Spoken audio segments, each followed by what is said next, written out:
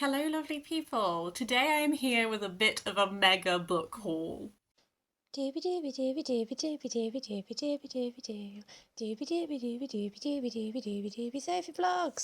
Before we dive in, I just need to acknowledge that my dress has coral on it and you can't really see it, so I have to tell you, but just so you know. Also, sorry if this is a bit wonky, my ring light is losing its ability to hold itself up. Now, book haul. I think that this might be the last book haul for a little smidge because I am imposing a small book buying ban. Other people can buy me books. I'm not allowed to buy myself books at the moment. The TBR trolley, as you know, did a little tidy of that recently. That was before I have added these books. That's my job for this afternoon. And I already know that it's going to be overflowing and I'm breaking my own self-imposed rule of all of my books have to fit into the TBR trolley, so I think I'm going to go on a little book buying ban. It's tricky because a lot of my socialising involves going around little secondhand bookshops with people because I'm very lucky and I live in a place that has a lot of good secondhand bookshops. So they are both like cheap and also things I want. But yes, all of this is a waffle to say that maybe I won't do another one of these for a while. This has been stored up for a bit because sometimes I look at my pile of things that I haven't hauled yet and I'm like, oh, this is, I can't admit to buying all of this to the internet. So today is my reckoning where I'm just going to show you everything. Not all of these are recent. Some of these I bought like way earlier this year. However, I'm going to stop with the waffle and I'm just going to dive in. Now, this first little stack is very exciting. Sometimes when you go to National Trust places, they have little secondhand bookshops, and those things are gold dust. The books are always like £1. I think the most expensive book in this little stack here was £2. Wild. And they're always like really interesting little things. So I went to Tintersfield, which is a lovely, beautiful historic house. It has really lovely gardens. It's almost like that, you know, that Victorian like mock medieval, like all of the lots of the interior is like that sort of harkening back to a medieval time kind of thing. If you want to see pictures, look at my Instagram because I posted a bunch of things from there. But they had a really great secondhand bookshop and I bought all of these right at the start of the day and then I had to carry them around beautifully manicured gardens with me. I'll start off with a mushrooming book. This is an all-colour book of mushrooms and fungi by Moira Savonius, which I'm so thrilled about. This opened, like, as I was like, wow, and then I opened it, and it opened onto this. These mushrooms grow in my garden. I have these mushrooms. So thank you, mushroom gods, for helping me to identify that almost immediately. But I was so excited about this. I'm going to get so much use out of it. I also got some art books from there. So this is Lizzie Siddal, The Tragedy of a Pre-Raphaelite Supermodel by Lucinda Hawksley. I love Pre-Raphaelites. We know there's another Pre-Raphaelite book in this haul. I need to stop buying books about them. They're like my comfort art era. The surrealist book I read this year was like a stretching topic where I'm learning. The Pre-Raphaelite books I read are like comforting things, but I have been trying to buy more Pre-Raphaelite books that are focusing on like the women because that's one area that I'm actually really interested in and I don't think I know enough about. So Lizzie Siddal was an artist in her own right. She was not just a model for the male artists, she was an artist. John Ruskin paid her so that she would create art. He was interested in what she was making and I want to know a lot more about her rather than I'm hoping that this will address this and not just focus on her modelling. I'm hoping it will also focus on her as like a creative individual because that's what I'm really interested in pursuing. I also got two books which are sort of more like little referencey books, but they're obviously from the same series. So this is The Life and Works of Lautrec by Nathaniel Harris, which is all about Toulouse-Lautrec. And then this one is The Life and Works of Boticelli by Edmund Swinglehurst, which is a great surname. So these are both ones where it has like biographical information, but it also just has like lots of pictures of their work. So these are two artists that I know that I like, but I also don't know. I think I probably know their most famous works, but I don't think I know them in more fullness. So I'm excited to get to know them better. And then the final book from the Tintersfield bookshop was The Invisibles, Vintage Portraits of Love and Pride by Sebastein Lifshitz. I am so excited about this. It's literally just photographs of gay couples from 1900 to 1960 And there is a little introduction bit at the start, but it's all just vintage photographs. And God, I love stuff like this. I love feeling that connection with people who came before, particularly in areas like this where so many of these people like maybe were not able to be open about themselves and all that kind of stuff, but they were in their personal photography. I am so excited to read this one. I can't wait. In Bristol there is a bookshop that is the £4 bookshop. It used to be the £3 bookshop, but that is inflation for you, so it has recently gone up to £4, but £4 for a book is still a steal. I got 2 books from there recently. The first one is The Sentence by Louise Erdrich. I have said that I want to be reading Louise Erdrich as like an autumnal tradition, so this is the one that I'm lining up for next year. I remember when this one came out, it was Book Women's Prize nominated, and it's described as a wickedly funny ghost story. So I'm really intrigued by this one. I feel like people either loved it or really didn't like it. So I'm really interested to see where I lie. It's about a woman who owns a bookshop, but then someone has died and they're like an annoying customer has died and is like haunting the bookshop or something. So very intrigued. Don't know that much about it, but potentially going to wait until next autumn for that one, but we'll see. And then the other one I got was Sharks in the Time of Saviours by Kawai Strong Washburn. This is set in Hawaii. The 7-year-old is saved from drowning by a shiver of sharks, and then his family view his rescue as a sign of favour from ancient Hawaiian gods, but then time passes and this is really looking at like the economic realities of living in Hawaii, and then the main character seeks salvation across the continental United States, leaving behind home and family. I can't remember how this one got on my radar, but it is one that is on my Goodreads to read shelf, and that tends to be a little bit of an auto buy for me. If I see something that I've actually filed on Goodreads, I just like can't stop myself. So yeah, really intrigued by that. I just group these books by where I got them. So I also visited a little Oxfam bookshop quite recently because I donated a bunch of stuff, and then you donate things and then you're like, but I may as well see what's there, and then you come away with stuff and you're like, I was supposed to be getting rid of things. But they had a 3 for £5 deal, which I think is great. So I got another Louise Erdrich, The Night Watchman. I have read this one. This was my first Louise Erdrich and currently my only, although I have another one of hers. I don't know when this is being posted. Probably by the time this is posted, I've read my second. But I really, really liked this one. It was based on Louise Erdrich's grandfather's experience. Essentially, the United States tried to pass this piece of legislation that would essentially like disempower some Native American people from their land, and her grandfather was involved in fighting back against it in the court. So that is a big thread in this, but also we're following a character called Pixie, whose sister has gone missing, and there's lots of different threads in this. I really liked the way all the different voices were weaved together. I thought that was really great, and I have wanted to recommend this book to people, and I have recommended it, but I like to follow up recommendations with like physically lending my friends the book, because then I'm like, for free, please read it. So this is one that I've wanted to lend out to people, so I just jumped on it so then I can actually do that now. I also picked up The City of Tears by Kate Mosse. This is book 2. What is this series called? Of the Burning Chambers. I read The Burning Chambers years ago now. There's a review on my channel somewhere. Don't know what I said. I always get a bit hesitant when I recommend, like when I mention that I've reviewed something like a really long time ago, because I'm like, probably wasn't very good. I liked The Burning Chambers. I didn't love it. Something about it I found annoying. That's all I can remember.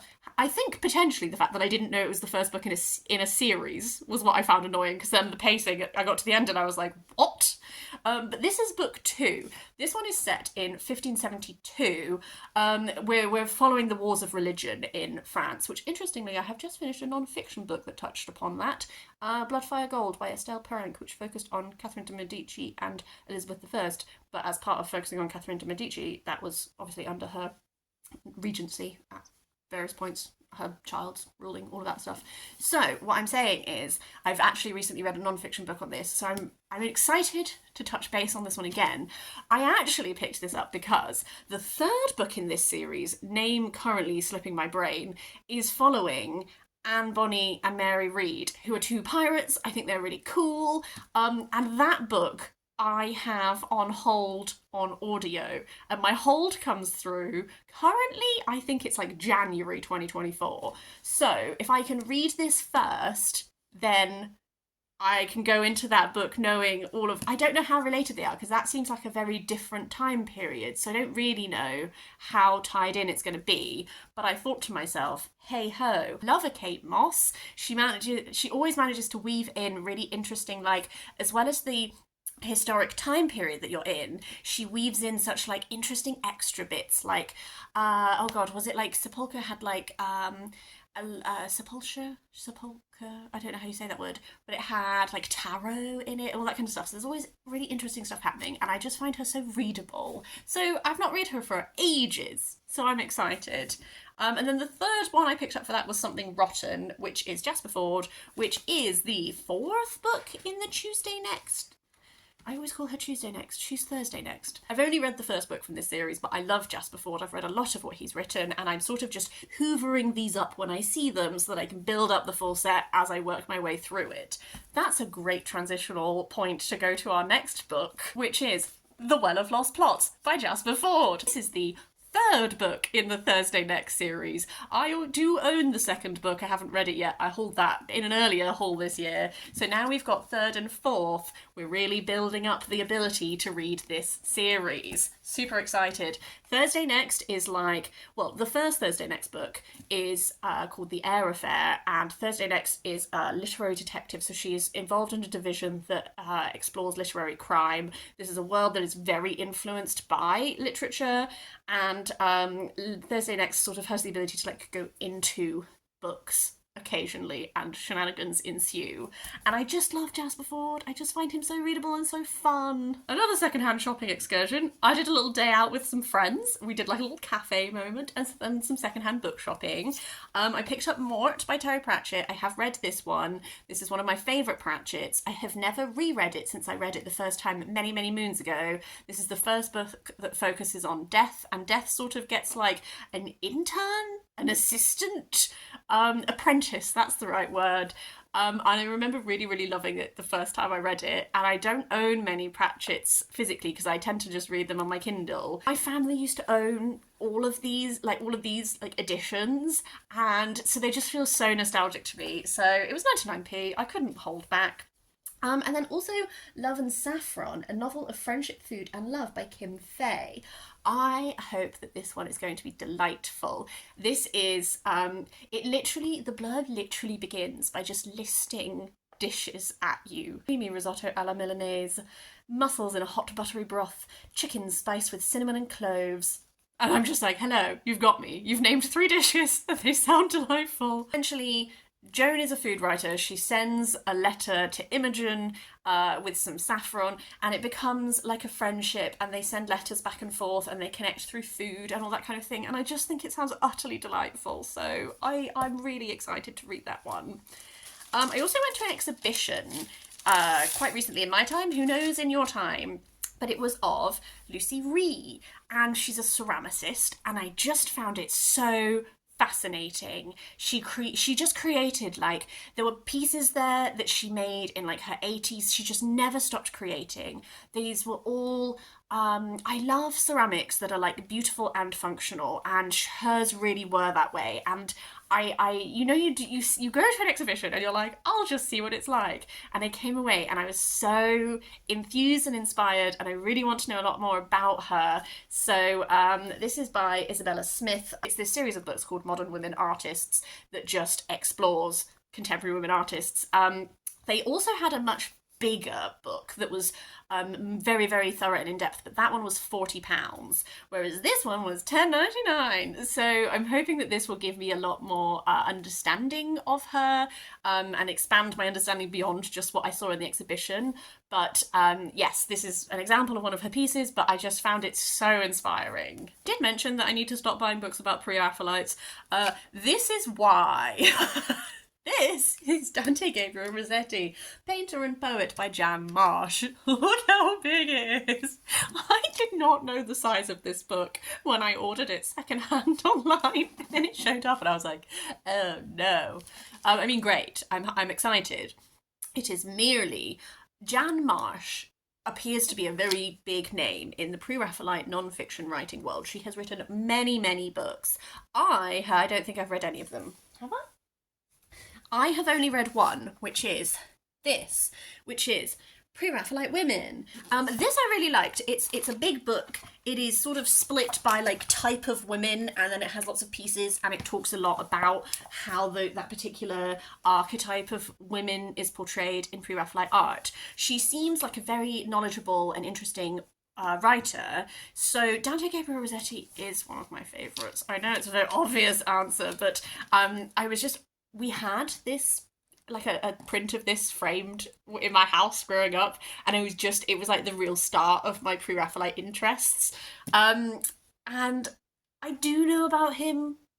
I do think he's a bit of a dickhead, probably, but I also love his art. So I'm going to find out a lot more about him through reading this massive book. But that's why I need to stop buying books about the Pre-Raphaelites. I have enough. Another little second-hand find that was an absolute steal is this. This is the Flavor Thesaurus, Pairings, Recipes and Ideas for the Creative Cook by Nikki Segnit. This was 99p! Can you even believe it? I've been so interested in this. A number of food writers that I really like have said how much they enjoy this. And it has this amazing, like, tasting wheel that then is split by different types of taste and then has different foods that tap into them around. And the idea of it is, it's not like a book that you just like read in one go. It breaks down type of food into like flavour pairings that work. And I'm really excited to explore this one because I really enjoy cookbooks that like fundamentally change your way of thinking about food and give you the information that you need to then like think independently rather than just always follow a recipe, which I do love doing, don't get me wrong. I'm hoping this will give me a lot more knowledge to then just like independently be able to make food pairings of my own steam. An author that I really like is Guy Gavriel Kay, and I've been trying to buy some of his books. Song of Arbonne is a book that I have already read. I read a lot of Guy Gavriel Kay like when I was a teenager, and I loved it. And I borrowed them all off of my dad, and so I've been wanting to have my own copies, and then I can like reread them and all that kind of stuff. Gavriel Kay usually takes like actual historic moments, and then sort of transposes them into fantasy, and then we go off and we do our own storytelling. I remember this having lots to do with like two sort of warring aspects of a world, and one of them was very like courtly love influenced and inspired by like Eleanor of Aquitaine and that kind of thing, and they're in conflict with another, but that's literally everything I remember. So I really do want to do some rereading. An author that made my best books of I think 2021 list was Madeleine Tien. This is Dogs at the Perimeter. I loved Do Not Say We Have Nothing. That was one of my favourite books of 2021. I thought it was amazing, and I'm trying to be better at, when I love an author's book, buying more of their work and not just being like, never read anything else that they write. Like, why would I do that when I know that they affect me? Dogs at the Perimeter, I actually don't know a lot about. It's her second novel, and it's focusing on Cambodian history, and it kind of seems like a bit like Do Not Say We Have Nothing, where we're just very much rooted in like a particular like family, and then that gives us the doorway into understanding like a piece of history better. I pounced because I love this cover. I think it's really lovely. Look at that little shiny. An author that's like a definite fave who I really like is Ursula K. Le Guin. This is The Other Wind, which I have read the 4 books of Earthsea that were like the original 4, and then I've not read any of the rest of Earthsea, but this edition is lovely. Look at these little end papers that are a map of Earthsea, just utterly delightful. I have no idea where the story is going. I don't even need to know. When I realise that Earthsea continues longer, I want to read it. I understand why some people don't love the first Earthsea book, and they because it's a very quiet fantasy in many ways. Like the first book particularly, like you're just following Ged, and you're just like, it's a very small sort of like, we're focusing a lot on internal like struggle and all that kind of stuff. There's something about her that I love. I love the perspective that she brought to fantasy. I just find her fascinating. So very excited to continue my Earthsea journey. Burning Roses by S.L. Huang is a book that I have loved the cover of this for so long. It's really hard to find this book in the UK. Let me tell you that. I bought someone else a present, and then in order to get free shipping, I just threw this one on because I was like, I could pay for a book and then get free shipping, or I could just pay like half the price of this book and just for shipping. Like, why would I do that? Why would I not just get a book out of this arrangement? This is why I have too many books, guys. I know that it's like a retelling of the Red Riding Hood, with an archer, someone who's like Red Riding Hood, but she's fed up and she doesn't want to do it anymore. And it's like they're middle-aged and they're beginning a quest that's a reckoning of sacrifices made and mistakes mourned, of choices and family and the quest for immortality.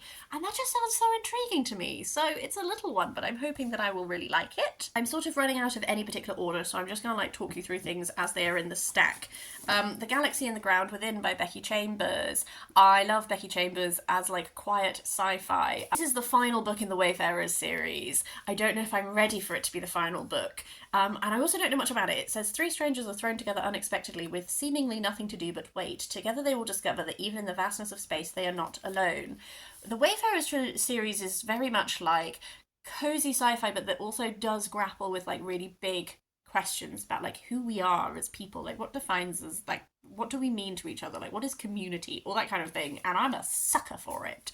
So although I will be very sad for it, I think I've been putting it off so that it never has to end. A random charity shop find is What It Feels Like for a Girl by Paris Lees. I'm more familiar with Paris Lees through her work as a trans activist, but because of that I didn't know that she had a book out. It's set in like 2000s. We're following Byron, who like runs away age 13, and it's very much like a snapshot of a time, I think, but it's written in dialect, so I'm really interested to see how I get on with that as like a narrative style. New Songs from a Jade Terrace, which is an anthology of early Chinese love poetry, which is translated by Anne Burrell. I really enjoyed Wang Wei as a Chinese poet. I read that little penguin collection that was 3 Tang Dynasty poets, and then I bought my own Wang Wei collection, and although that's not love poetry, when I saw this, I just thought to myself, hey, I really liked one early Chinese poet, maybe I'll like some more. So I always find with collections like this, like, I won't get on with everyone in it, obviously, because it's such a vast array of poets and such a vast array of time. Like, we're covering absolutely like hundreds of years here. I like to dip in and just see if I discover any other gems that like really resonate with me. And I really love resonating with stuff that is from so long ago, because you feel this like innate humanity between you and the people who wrote it, and it just feels amazing. Another random impulse purchase was The Fat Lady Sings by Jacqueline Roy. I picked this up because I'm interested in the Black Britain Writing Back Penguin series. I'm interested in this series because all of the books in this series have been selected by Bernardine Evaristo. Sort of the whole point of it is like rediscovering writers, and this sounds really interesting. It's set in the 1990s, and we follow Gloria, who is living in a London psychiatric ward. She's loud and audacious, and she sings, and she is sharing space with Merle, who is silent and fearful. And it's described as a tender, deeply moving depiction of mental health. And we see these 2 women as they like share themselves with each other and find strength and vulnerability and all of that kind of thing. And I just thought it sounded really moving. Next up, we have Revelations by Mary Sharratt. I was interested in this one because it's all about Marjorie Kemp, who is like this medieval writer who we only have her work like by accident. It's amazing it survived. If you want to know more about Marjorie Kemp, I would really recommend reading Femina by Janina Ramirez, because she has a whole chapter on her. She believed that she received visions from God, and so what she wrote was this account that is like sort of partly about her life but also partly about these visions. She took a pilgrimage to go visit Julian of Norwich, who also wrote a piece called Revelations of Divine Love, which was all about her visions from God. And I have read Revelations of Divine Love. I have not read Marjorie Kemp's writings yet. But Revelations of Divine Love was like hugely kind of controversial, kind of not. It made a big splash because it's all about like God is love. Like when people say like God is love, like Julian of Norwich, like way back was one of the people who was saying that. And it's about, so this is like a fictional version of their meeting. I don't really know, but these are 2 figures that I think are really interesting. And so when I found out this book existed, I was like, I must read this. I must experience this. Okay, I only have 4 books left. Let's just crack on. Variations by Juliette Jacques. I've read Juliette Jacques' autobiography, which is called Trans, which is all about her experience of coming out as a trans woman. This is a short story collection, and I'm so interested by this because it's weaving together like lots of different time periods. So we cover like Oscar Wilde's London to austerity era Belfast, interwar Cardiff, a drag bar in Liverpool just after the decriminalisation of homosexuality, like all of this kind of stuff. All of these different short stories are tapping into different moments of queer history, and I think that sounds really cool. Monkey Beach by Eden Robinson. This is on my radar because I am interested in reading more Indigenous writing. This is about a woman called Lisa, a teenager called Lisa Marie, whose brother mysteriously vanishes at sea. She has a dark secret of her own, but she sets off in search of him. The bit that hooked me is blending teen culture, Heisler lore, nature spirits, and human tenderness into a multi-layered story of loss and redemption. I love books that are sort of like weaving things like that together to make like a narrative. I just think that sounds really, really interesting. My final 2 books are both non-fiction. One of these is Madame de Pompadour, A Life by Evelyn Lever. I am just really interested in knowing more about Madame de Pompadour. She was mistress to Louis XV in the French court. I'm always quite interested in these women who manage to really become powerful in times when they're not really like given like easy access to power. I don't know. So I don't really know a huge amount about Madame de Pompadour, so I'm excited to like find out more. The last book is Coming Out Under Fire, The History of Gay Men and Women in World War II by Alain Berube. This book has been on my TBR like so long. Like this is when you look at my Goodreads to read shelf, and I like first made that Goodreads account in who knows when, it's like one of the first books I added that I wanted to read, and so I'm really pleased to have finally got my hands on it. This is very much what it says on the tin. I'm interested because when I read Odd Girls and Twilight Lovers by Lillian Faderman, she talks about how there was a brief period of time in America where during the Second World War there was almost more freedom if you were a lesbian because in the military, because you were so important to the war effort that they couldn't just kick you out. So there was this like period where people were able to not like openly express themselves, but they had this freedom, and then it was obviously taken away in the post-war reactionary, let's bring back gender roles forcibly and all that kind of stuff. It's always really intrigued me, so this is a book that is going into that in a lot more detail, so I'm really interested to read that and just discover more. That is everything. As I said, some of these books I bought quite a while ago and they've just been sitting there waiting to be hauled. I am going to go on a little bit of a book buying ban, because it's going to take me... I do read a lot of books, and that's what I'm always like, oh, I buy books because I read books, but like, gal needs to get it under control. So, I would really love to hear your thoughts on any of these. If there's any that you think I should prioritise, if there's any that you have read and you have thoughts on, please do let me know. But yeah, otherwise, I'm going to go and I'm going to do some reading. But I hope you're having a really lovely day. I'll see you next time for something else. Bye!